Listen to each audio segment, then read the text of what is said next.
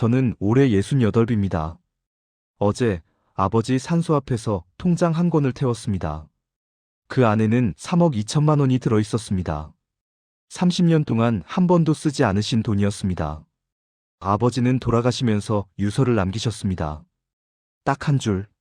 철수야, 엄마 아빠 장례식 오지 마라. 내 얼굴 보기 싫다.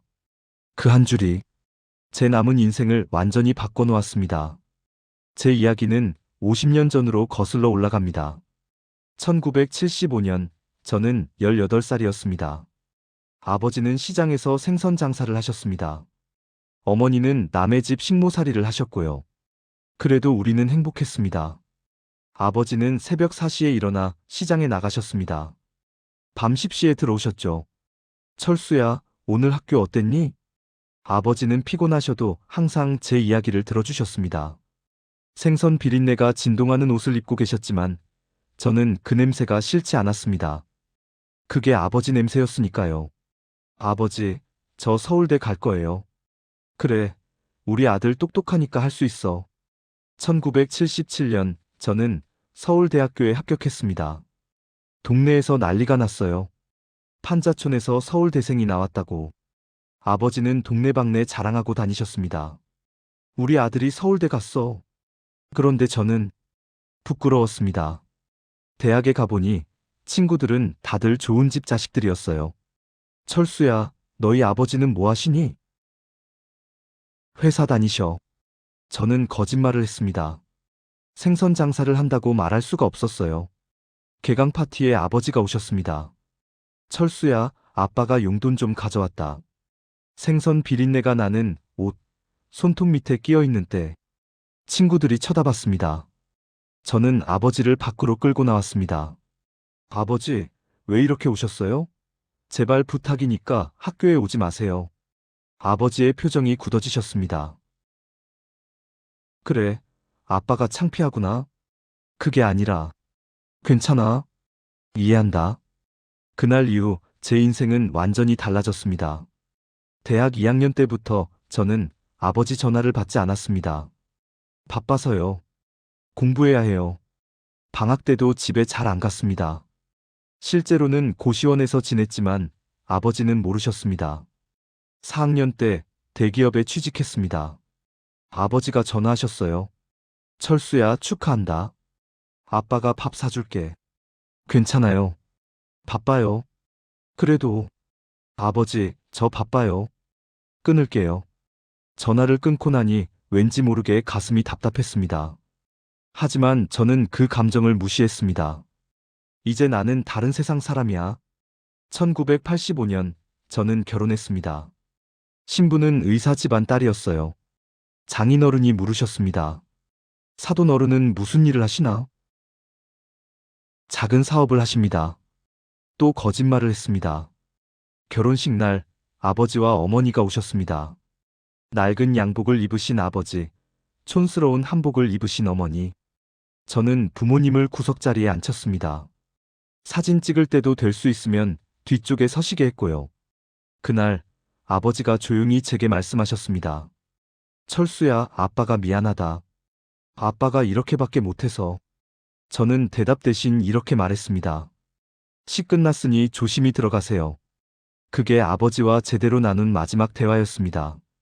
결혼 후 저는 부모님과 거의 연락하지 않았습니다.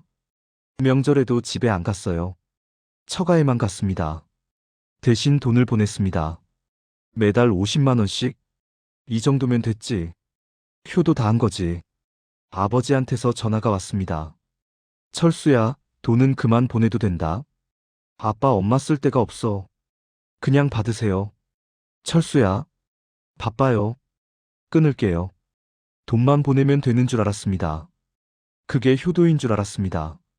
1998년 IMF가 터졌습니다. 저는 회사에서 잘렸고 사업을 시작했다가 망했습니다. 빚이 2억이 넘었어요. 어느 날 밤 술에 취해 아버지한테 전화했습니다. 아버지, 돈 좀 빌려주실 수 있어요? 얼마나 필요하니? 2천만 원만요. 알았다. 사흘 후 아버지가 돈을 가져오셨습니다. 여기 있다. 고맙습니다. 저는 돈을 받아들고 인사도 제대로 안 했습니다. 바쁘시면 가보세요. 철수야, 요즘 힘드니?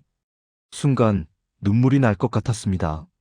하지만 저는 참았습니다. 괜찮아요. 가보세요. 그날 이후 저는 더 이상 부모님께 연락하지 않았습니다. 2010년 어머니가 돌아가셨습니다. 뇌출혈로 갑자기 쓰러지셨대요. 중환자실에 누워 계신 어머니. 아버지가 어머니 손을 잡고 계셨어요. 여보, 철수 왔어. 우리 아들 왔다고. 2시간 후 어머니는 돌아가셨습니다. 장례식장에서 아버지가 말씀하셨습니다. 철수야, 엄마가 마지막으로 내 이름 불렀어. 엄마가 내 결혼식 사진 보면서 매일 기도했단다. 우리 아들 잘 되게 해달라고. 그 말에 가슴이 무너지는 것 같았습니다. 하지만 저는 또 감정을 숨겼습니다. 아버지, 제가 장례 비용 다 낼게요. 저는 돈으로 또 해결하려 했습니다. 어머니 장례 후 아버지는 혼자 사셨습니다. 저는 1년에 한두 번 찾아뵀어요. 그것도 잠깐씩. 2020년 코로나가 터졌습니다. 그때부터는 아예 안 갔어요. 전화로만 가끔 안부를 물었습니다. 2023년 봄, 아버지가 쓰러지셨습니다. 폐암 말기였습니다. 병원에 가보니 아버지는 너무 말라 계셨어요. 아버지, 철수야, 왔구나. 왜 진작 말씀 안 하셨어요? 네가 바쁜 거 아는데. 뭐하러 말하니? 아버지는 석 달을 버티시다가 돌아가셨습니다.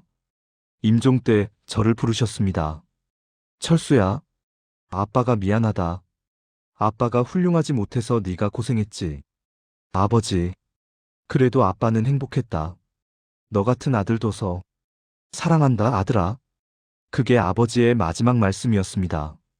장례를 치르고 아버지 집을 정리했습니다. 방을 정리하다가 서랍에서 봉투 하나를 발견했습니다. 철수에게. 손이 떨렸습니다. 봉투를 열었습니다. 철수야, 이 편지를 읽고 있다면 아빠는 이미 떠났겠구나.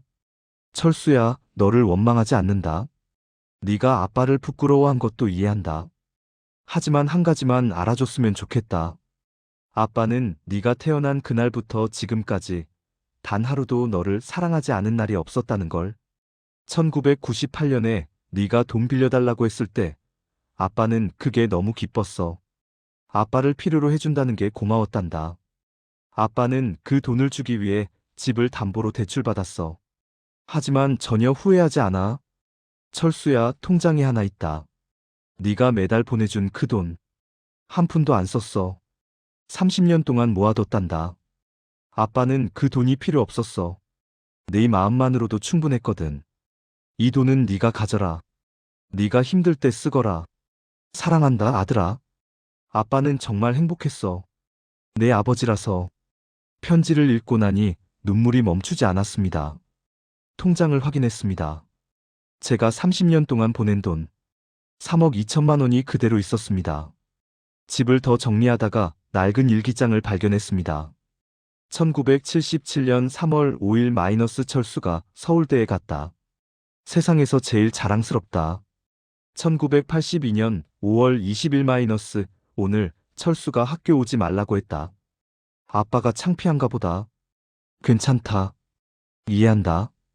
1985년 11월 3일 마이너스 철수 결혼식. 너무 행복했다. 비록 구석에 앉았지만 우리 아들 결혼하는 걸 봐서 좋았다.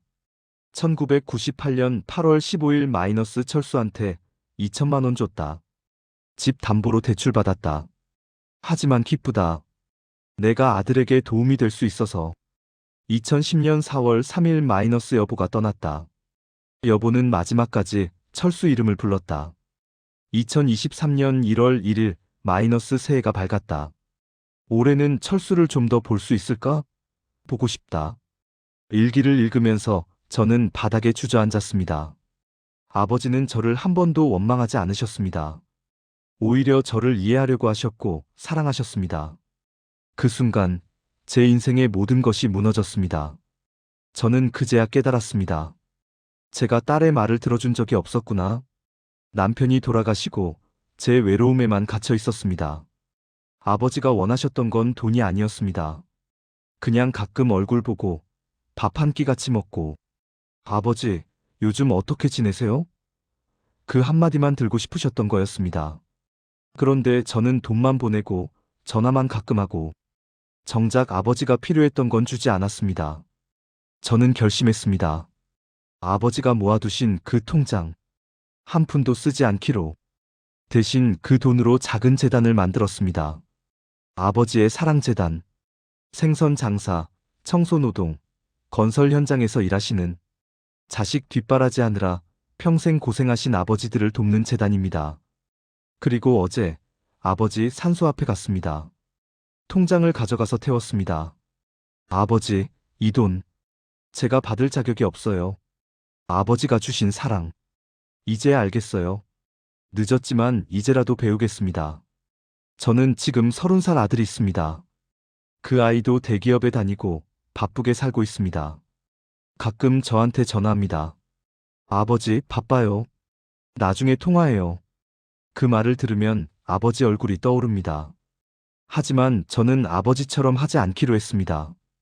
그래, 바쁘지? 괜찮아. 아빠는 언제든지 시간 있으니까 네가 편할 때 전화해. 건강 조심하고. 아들아, 사랑한다. 요즘은 아들이 조금씩 변했어요. 주말에 가끔 집에 옵니다. 아버지, 밥 먹으러 왔어요. 그래, 잘 왔다. 우리는 함께 밥을 먹습니다. 많은 이야기를 나누지는 않아요. 하지만 함께 있는 것만으로도 행복합니다. 지금 저는 매주 아버지 산소에 갑니다. 아버지, 저 요즘 아들이랑 밥 자주 먹어요. 아버지가 원하셨던 거, 이제 알 것 같아요. 사랑한다는 말. 이제는 제가 먼저 해요. 고마워요, 아버지. 저는 이제 압니다. 효도는 돈이 아니라는 걸.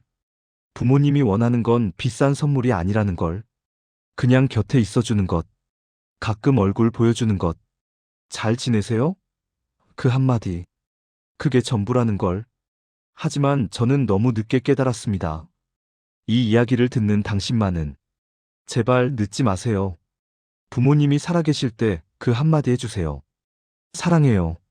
저처럼 평생 후회하며 살지 마세요. 당신에게 묻겠습니다. 마지막으로 부모님께 사랑해요라고 말한 게 언제였나요?